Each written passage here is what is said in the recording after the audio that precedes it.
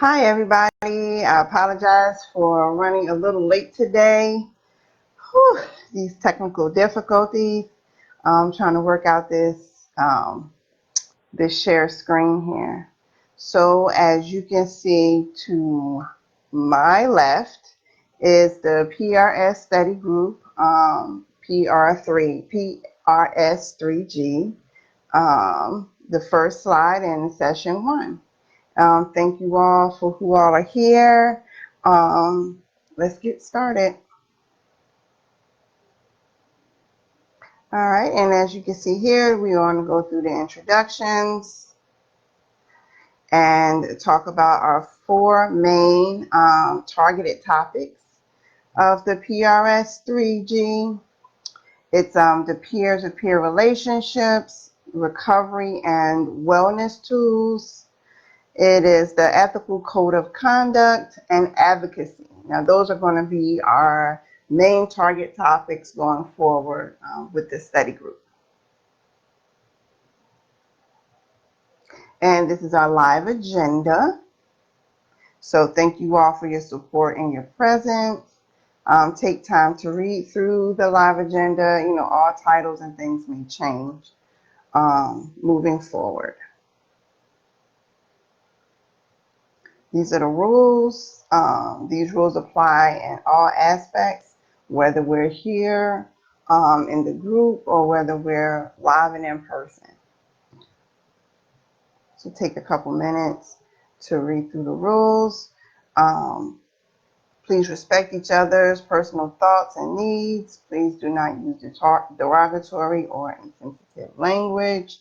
And please remember, this is a study, not a training. I am not a trainer. I'm just a great person. Now we will do like how we do most of our groups when we get together, is we start with introductions. And for this one is introductions with hopes and good news. So I'm like, hello everybody. I'm glad you all are here. That is a wonderful, wonderful thing for me, a good news, and a wonderful hope that many more come. Yeah, my hopes is that this helps you in any way. And my good news is I'm still recovering each and every day. Now this is our review from the agenda from our previous session. Now since the last session we had was just the introduction, so we just introduced ourselves. We have a refresher of a multiple of words from our study and from our training manuals, different phrases. We had also an introduction to our focus topics, which were the 4 main topics that we talked about in the previous slides. And we had a slide on peer recovery just to refresh our minds. What are we in this work for? Why are we peer recovery specialists? Why are we family support partners? Why are we caregivers and parents that are helping and doing for not just ourselves and our children, but for others? Why do we do this work? So we have multiple of words like self-determination, supporting individuals, hope, addiction, mental health goals, recovery, communication, listening, and multiple pathways. Now our new target study will be session 1. It's going to be about what are peer recovery specialists, peer support, family support partners, and peer group facilitators. What makes us different? A, clinical and non-clinical. B, building rapport, trust, and with boundaries. And C, introducing your life experience, your lived experience. And D, using positive language. So those are going to be the 4 main subtopics we're going to work through for the day. So let's get started. The purpose of a peer recovery specialist.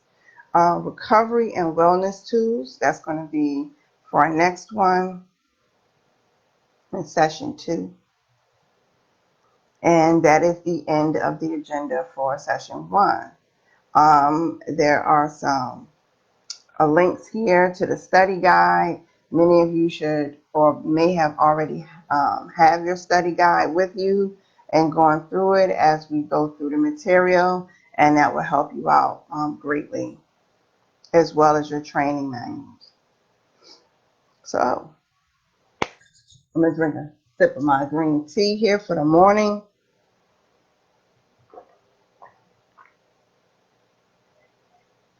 More like a gulp. So let's get started.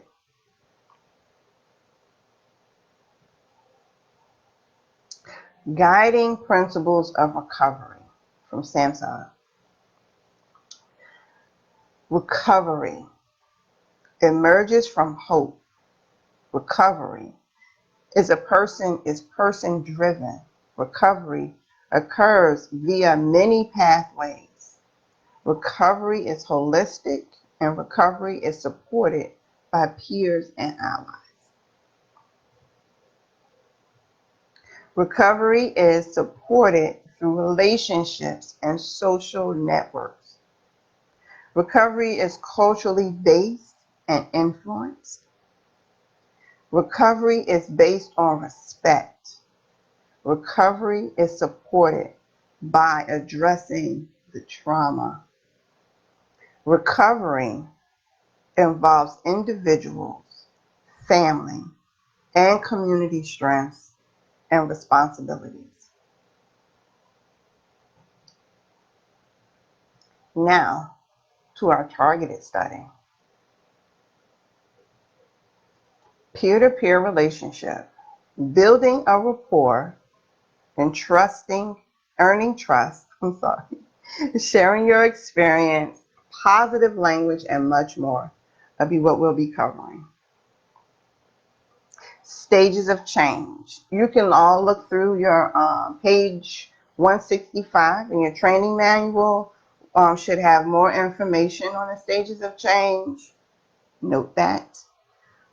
So when does recovery start? So let's see. We have pre-contemplation, when you're not yet acknowledged there is a problem or behavior. We have contemplation, when you begin to acknowledge, like there may be a problem, but not quite there yet. But you are considering maybe making some changes. And then there's preparation, getting ready for change. And then it's action, changing your behavior and wanting change. And then it's maintenance. It is maintaining your changed behavior, which is not easy for many of us to do, because the older we get and the more embedded that our day-to-day and our actions and our reactions to different situations and things come about, we kind of get a little stuck in our ways. So sometimes it's not easy when we introduce change into something that's so deeply embedded in us. We have to be able to have the skills and develop the skills to maintain it. So I'll give you all some time. If you don't have your booklets with you and you just want to jot down some notes, don't forget I have markers, your notepad, and your index cards. So I'll give you all some time to take notes.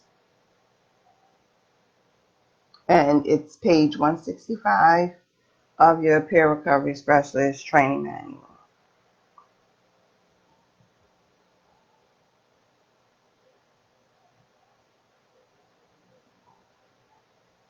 Okay. So peer supporters learns about how the emotions work. Professional development is an ongoing process to update skills and knowledge. A peer recovery specialist story can be a powerful tool. Now, I'm not going to read through all of these. So what I'm going to suggest is, if you have your notepads and your markers and your notebooks, we're going to do it like a flash round in a way.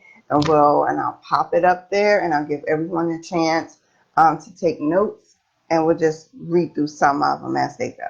That way it won't be sitting up here and I'm just reading to you. It's supposed to be like a study, so sometimes studies are shh.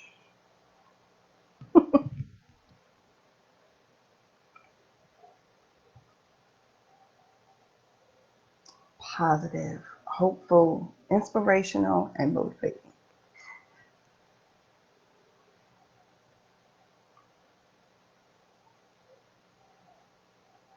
Peer specialists use their lived experience as a part of the recovery process. And we'll go back over all of these, like a lightning round. Spirituality can be a part of someone's recovery. When you are developing a recovery and wellness plan, you should include the best thinking of the peer. I know I'm whispering, but it's a study.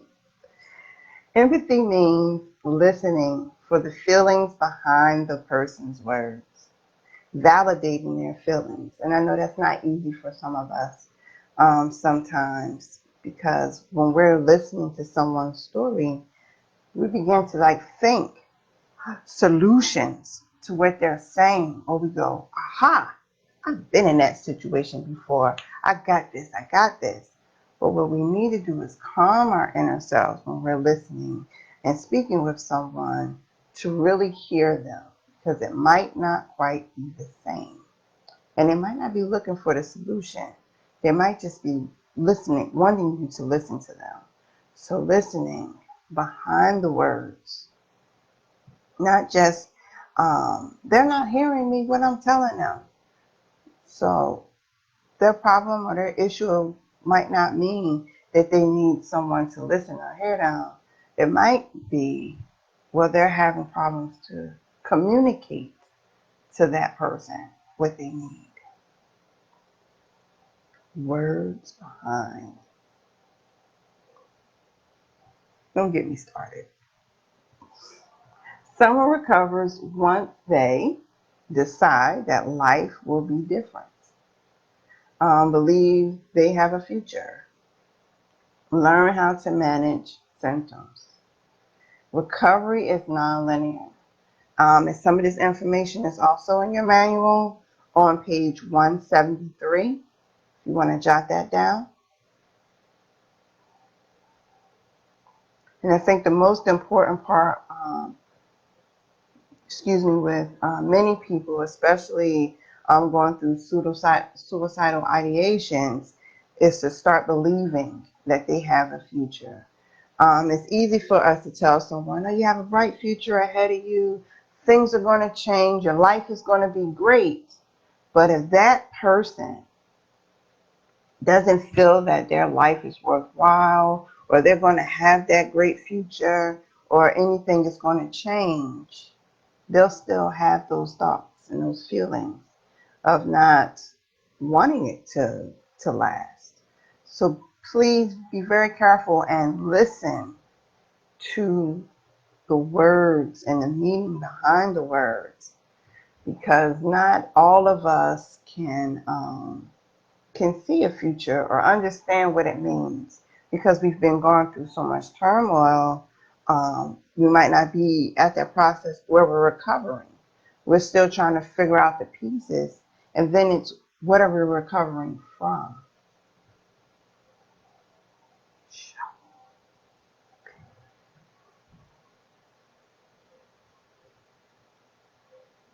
Core values of peer support. Nothing about me without me. That means if you are on a team and you have service providers and you're supporting me, don't go behind my back talking about me or my family with other service providers to make decisions for me. Do it with me. Get my input. Get our input. And it can go both ways.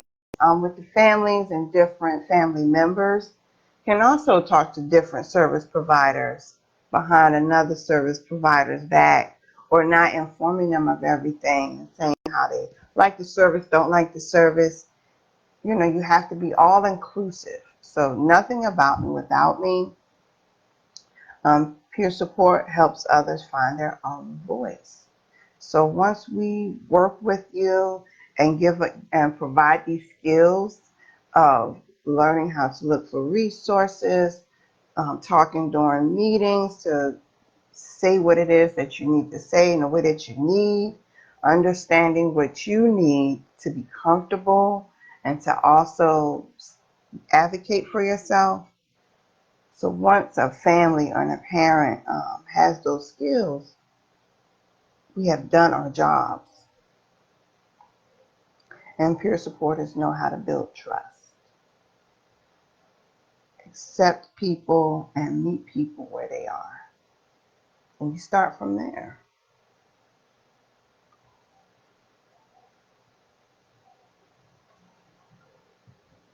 I'll give you all some silence to read through.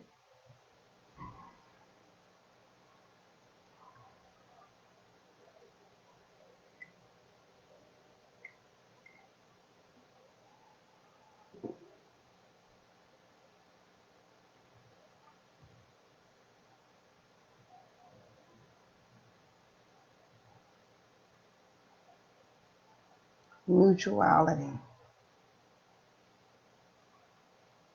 Two equal partners learning together, growing together to build something together. Not I'm bigger, I'm better, I know more, I had more training or more education than you, but I'm in it with you.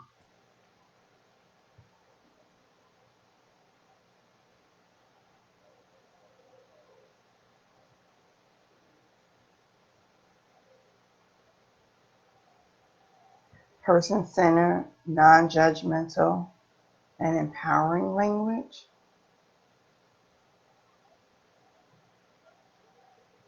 My experience. This is what happened to me. People I work with. I am here to learn with you. Risking new thinking and behavior. Like, oh my gosh, that does work. And changing patterns. It's not easy, but we do it. I'll give you a few more minutes. Take notes. A few seconds. And we'll go back through the cards. Much more to learn. Motivational interviewing encourages the person you are working with to discover their own desires and interests in changing their current situation. It's using open-ended questions. How would you like to see that? Help me understand.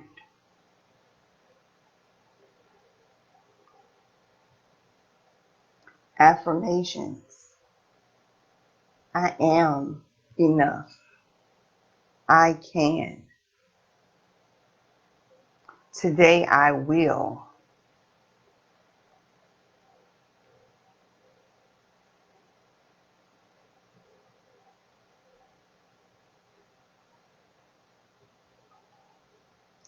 So this is what you're saying?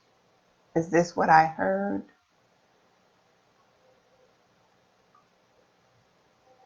Reflective listening.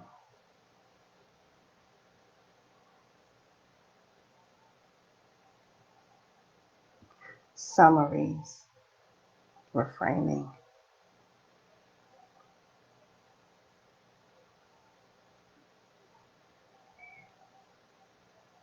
Statements.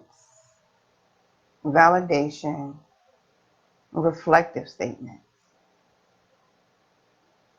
Much of this information, as I told you all before, is in your training manuals, as well as the Rhode Island Recovery Specialist Certification Study Guide. You can check your manuals on pages 227 to 229 for more information on motivational interviewing, which is a very awesome tool.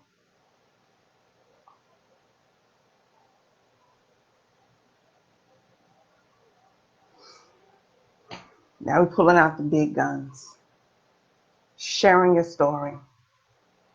Sharing your lived experience is a part of the recovery process. It's what makes us peer relatable. It's what makes us non-clinical, because we know where we've been. We know what we've come to. And we also have an idea of where you've been and where you're going and what you're coming through and how that feels and how the process works and how we can connect and empathize that way. And it's not an easy thing. I know being a family support partner as well as a peer supporter, it's the same. It's not easy to share your story, to tell someone, well, I hurt too, or I hurt because this happened, or I hurt because of those feelings and those emotions, or I hurt because I don't understand what is going on with me, or why this happened, or what is happening. But you get to tell people throughout your recovery, what did you do to recover? What was the process? What did the process feel like? Because not everyone is going to recover the same, but maybe those feelings would be the same.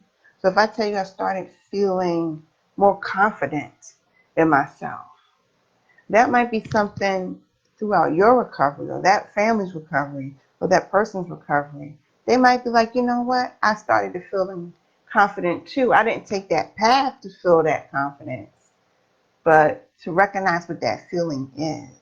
So it tells them, hey, I must be on my path to recovery because I'm also feeling confident. Mutuality. Meeting someone where they are. Giving someone hope. Give you a few more minutes to jot that down. Pages 233 to 236. But we already know this. That's why we do.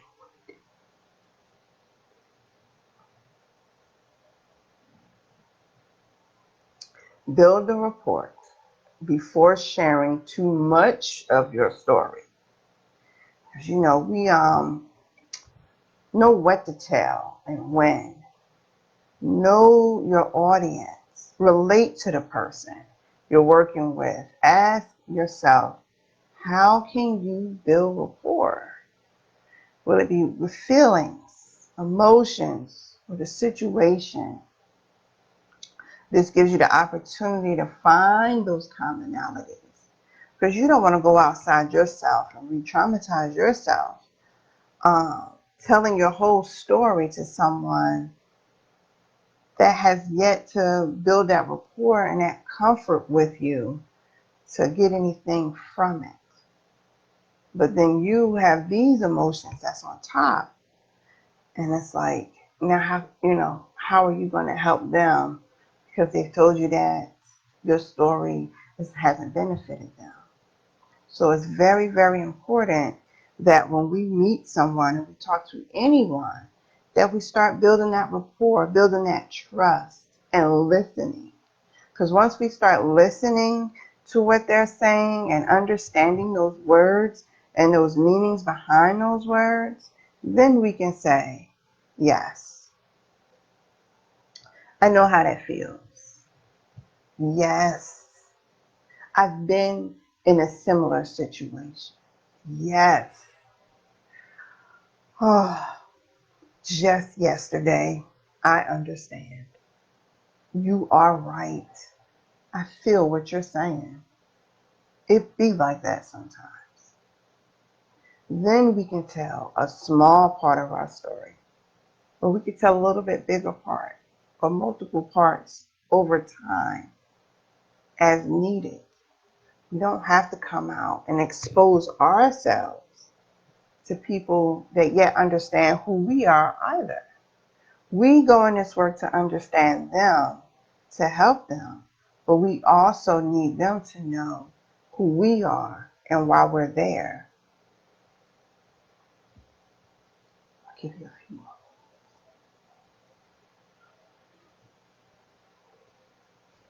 And no, I don't have my glasses on today. I do have them here, but I was just trying it without them today. So far, so good. But if you need your glasses or all your tools, please use them.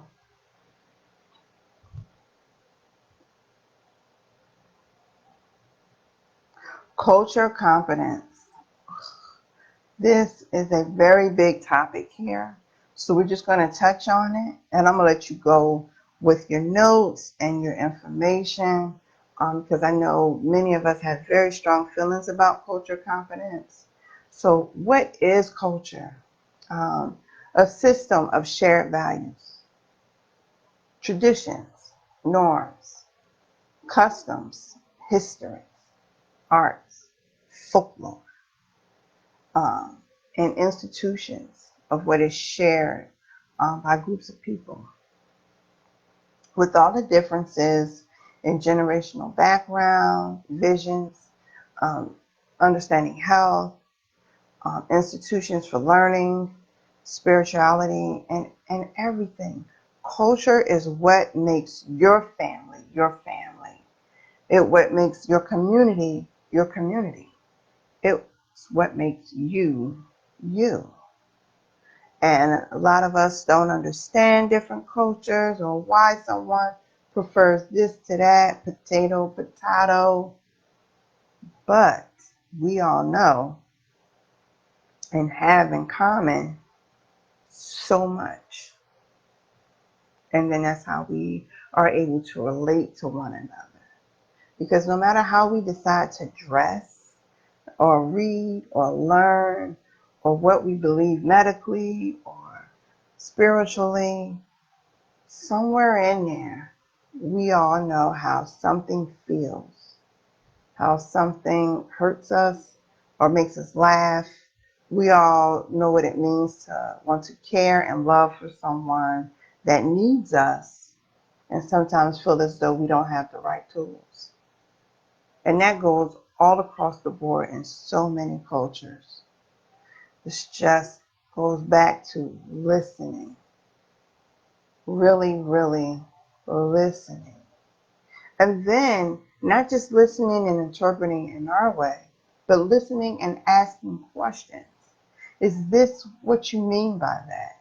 Help me understand. I want to be here to help you.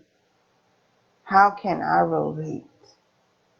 Those are the things that, as a peer supporter, that we ask ourselves, that we think about in this work in order to be effective and supportive for our families and for people that we work with. We recognize others' values in a different way from our own. We examine our biases and prejudice. We be open to different views of health, illness, recovery paths, politics. So we all acquire knowledge and different things differently. So I'm going to let you write a couple more notes and think of some ideas. When you're working with families or you meet someone new, what are your cultural differences? What are the cultures? What is the same? You know, think about your group of friends. Is everybody the same, or is it some differences in it? Does everybody believe in eating dinner at 6, or do you have some families that believe in eating dinner at 10? Do you have families that believe, hey, we're fasting? No dinner for us tonight. Or, hey, we're fasting. We don't eat breakfast. We don't eat until later, until dinner time. So differences are all around, but also, we share so much all around. I'm talking to Babylon, I know. Let's move on. Self-respect and treating others with respect. In this work, we must hold ourselves to a higher standard. We are telling others we understand and we can relate. We are asking vulnerable people to trust us to help them recover as we do. Set boundaries. Speak up. Build relationships. You're right. It's right there. Treat others with respect. Sit with your own discomfort. You've been in those rooms where you're like, this is not my scene, but I'm going to do it because it's what's needed. And take notes, because sometimes it's hard for us to separate the facts from opinion. What is and what we think is, or what someone thinks is. And a lot of this information can be found in your manuals on page 261. You can also check out page 263, Building Rapport Through Strategic Self-Disclosure. I'll give you a couple more seconds.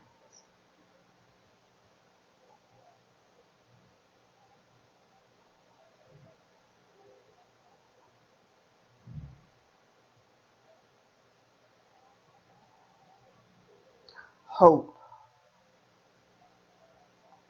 That is why we're here. We're here to provide, to solicit hope. Because without an inkling of possibility, which is hope, without the inkling of wonder and ponder and that what if,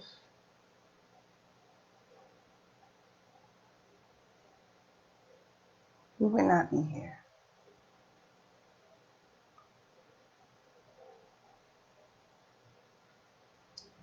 Now this is the end, and I thank you so much for your support. Please don't leave.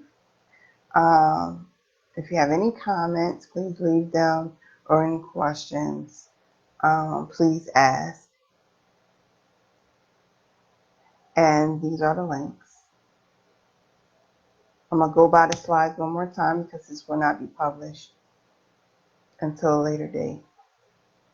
So if you still need to take some notes, I'll do a flash run, which is what I call a flashcard reading.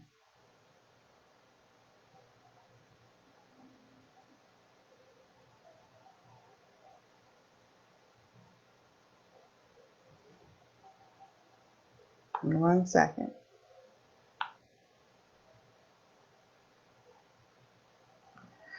All right, let's get ready. And don't forget to jot down the next couple topics. Our next target topic will be recovery and wellness tools, stages of change, using and recognizing the right tools, understanding trauma, pathways to recovery.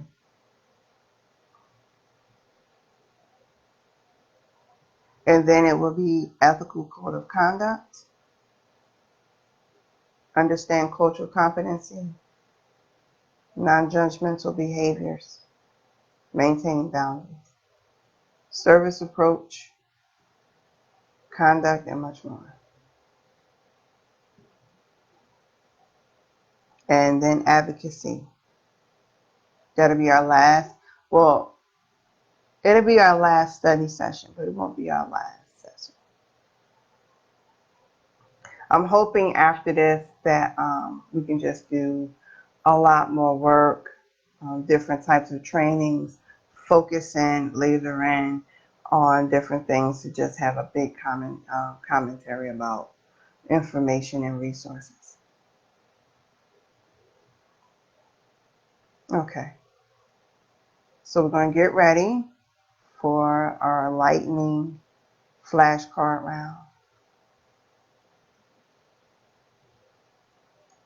And let me go back to this. If you still have or want to share your good news and your hopes, please do. I would love to read them and know that everyone is doing okay, or for you to at least see that you're doing okay. That you're doing good. Heck, that you're doing great.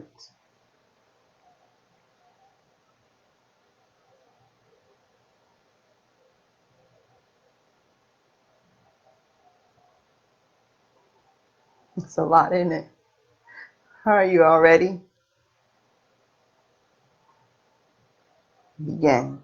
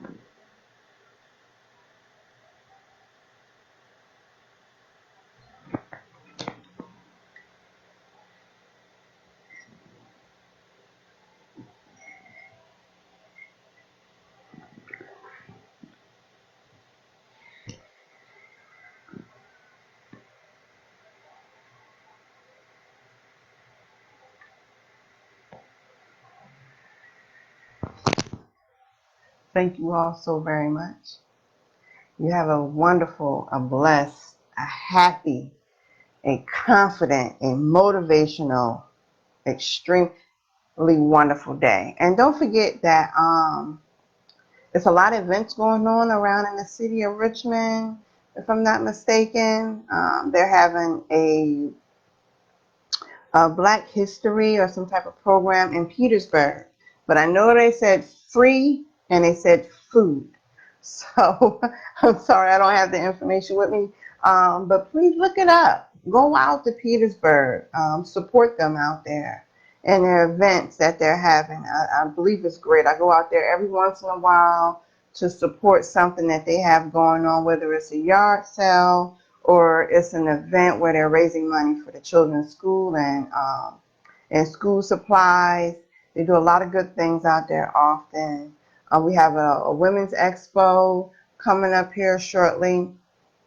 Next Saturday, they're going to have yoga, dancing, and all types of information. So please get out and enjoy and seize the moments.